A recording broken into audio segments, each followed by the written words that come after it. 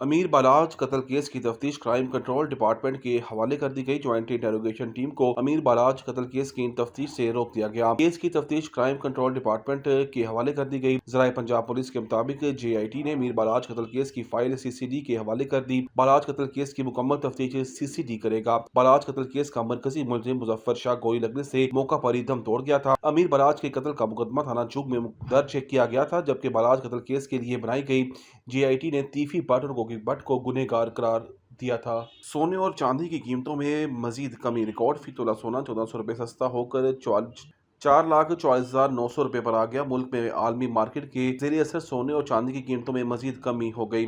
Jewellers کے مطابق 24 carat فی تولہ سونا 1400 روپے سستا ہو کر 4,44,900 روپے پر آ گیا، جبکہ گرام سونے کی قیمت میں 1200 روپے کمی 3,81,430 روپے آ گئی۔ یاد رہے کہ 18 اکتوبر کو بھی پاکستان میں فی تولہ قیمت میں 10,600 روپے کی بڑی کمی ہو گئی تھی۔ عدالت نے حکم شہزاد کو بغیر لائسنس ادویات بیچنے کے مقدمے میں ایک فرد جرم عائد کرنے کے لیے طلب کر لیا۔ لاہور کی ڈرگ کورٹ نے ٹک ٹاکر حکیم شہزاد کو بغیر لائسنس ادویات بیچنے کے مقدمہ میں جرم عائد کرنے کے لیے طلب کر لیا۔ عدالت 28 اکتوبر کو ٹک ٹاکر پر فرد جرم عائد کرے گی۔ چیئرمین ڈرگ کورٹ لاہور محمد نوید رانا نے مقدمے پر سماعت کی تو حکیم شہزاد عدالت میں پیش۔ عدالت نے حکیم شہزاد کو 2 لاکھ مچلقے داخل کرانے کا بھی حکم دیا۔